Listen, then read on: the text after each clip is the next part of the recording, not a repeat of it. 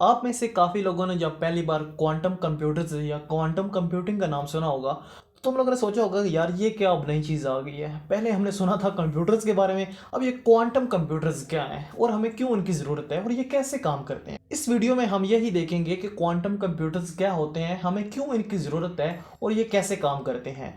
Quantum computers को थोड़ा अच्छे से समझने के लिए हम पहले देखते हैं कि हमारे जो क्लासिकल कंप्यूटर्स हैं, जो हमारे नॉर्मल कंप्यूटर्स हैं, ये कैसे, जो सिलिकॉन चिप वाले कंप्यूटर्स हमारे नॉर्मल कंप्यूटर हैं, वो कैसे काम कर रहे होते हैं। जैसे कि आपको पता होगा कि जो पहले वाले कंप्यूटर्स होते थे उनकी पावर जो है वो काफ़ी लो होती थी। इवन कि जो पहला कंप्यूटर चांद पर भेजा गया था वहाँ से कुछ डाटा कलेक्ट करने के लिए, उसकी जो पावर थी आज के हमारे कैलकुलेटर में जो चिप होती है उसके बराबर थी। ठीक है, इसका मतलब है कि वक्त गुजरने के साथ साथ जो है कंप्यूटर्स में काफ़ी जो है चेंजेस आई हैं और काफ़ी इंप्रूवमेंट्स आई हैं और इसकी जो प्रोसेसिंग स्पीड है वो काफ़ी ज़्यादा तेज़ हो गई हो। अब यहाँ हम कंप्यूटर कह रहे हैं, कंप्यूटर के सिर्फ प्रोसेसर को, चिप को।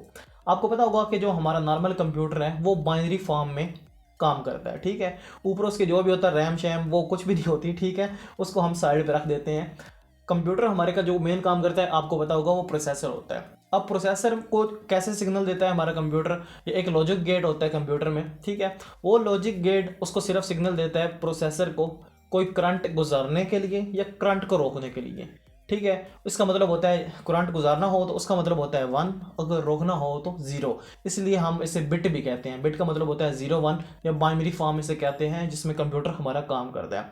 अब जो हमारे कंप्यूटर नॉर्मल कंप्यूटर का प्रोसेसर होता है वो बना हुआ होता है ट्रांजिस्टर से। ठीक है, जो पहले हमारे पास पहले वाले कंप्यूटर होते थे उनमें जो जो ट्रांजिस्टर होते थे इनका साइज थोड़ा बड़ा होता था। ठीक है, हमें फिर इस चीज़ की ज़रूरत पड़ी कि हम कंप्यूटर की जो कंप्यूटिंग की स्पीड है उसको थोड़ा तेज़ करें। उस तेज़ करने के लिए हमने क्या किया, हमने उन ट्रांजिस्टर्स को छोटा करना शुरू कर दिया। जितने वो छोटे ट्रांजिस्टर होते गए और जितने वो एक दूसरे के करीब आते गए उतनी ज़ाहिरी बात है उस कंप्यूटर की पावर बढ़ती गई, क्योंकि वो ट्रांजिस्टर ही करंट गुजरने या रोकने का इशारा देते हैं। ठीक है, अब हमारे पास जो लेटेस्ट प्रोसेसर चल रहे हैं वो 4 या 5 नैनोमीटर पे हैं इस टाइम पे। ठीक है, और ये बहुत ज़्यादा छोटे हो गए हैं, बहुत ज़्यादा छोटे हो गए हैं। और एक प्रोसेसर में मैं आपको कह रहा हूँ ट्रांजिस्टर होते हैं, तो यहाँ हम 3 4 ट्रांजिस्टर या 5 6 100 जो ट्रांजिस्टर हैं उनकी बात नहीं कर रहे, उसमें तकरीबन अरबों खरबों छोटे छोटे ट्रांजिस्टर्स होते हैं। ठीक है, अभी कुछ रूमर्स ये भी आ रहे हैं कि 2023 में शायद हमें 3 नैनोमीटर पर बेस्ड ट्रांजिस्टर्स जो जो प्रोसेसर्स हैं वो भी देखने को मिल जाएंगे। अब इनके साथ मसला ये है कि ये ट्रांजिस्टर इतने छोटे हो चुके हैं कि तकरीबन ये एक एटम के साइज़ के बराबर होने वाले हैं। ठीक है, जब ये ट्रांजिस्टर इतने छोटे हो गए हैं एक एटम के साइज़ के बराबर होने वाले हैं, और आपको पता है कि एटम इस दुनिया में सबसे छोटी चीज़ है। ठीक है, उसे कंसिडर किया जाता है, उसके भी आगे इलेक्ट्रॉन प्रोटॉन्स वो पार्ट होते हैं, लेकिन हम यहाँ उसकी बात नहीं कर रहे। अब वो एटम के बराबर होने वाले हैं ट्रांजिस्टर, तो फिर क्या होगा। ठीक है, अगर वो ट्रांजिस्टर जो हैं वो एटम के साइज़ के बराबर हो जाते हैं तो फिर वो इतने करीब और इतने छोटे हो जाएंगे कि वो करंट को रोक नहीं सकेंगे।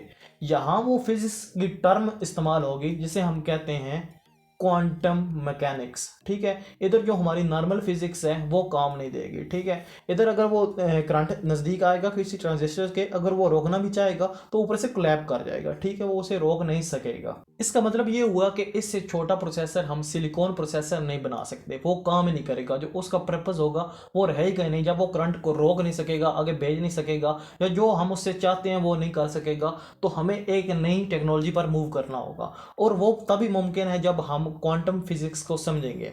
वैसे मैं आपको ये भी बता दूं कि अभी जो इस पूरे कॉन्सेप्ट की पूरी समझ साइंसदानों को भी नहीं है। अभी जो है इस पे रिसर्चेज हो रही हैं, लेकिन थोड़ा सा इन डेप्थ समझने के लिए क्वांटम जो कंप्यूटिंग है और नॉर्मल कंप्यूटिंग को, इस कंप्यूटर एनिमेशन को आप देखिए।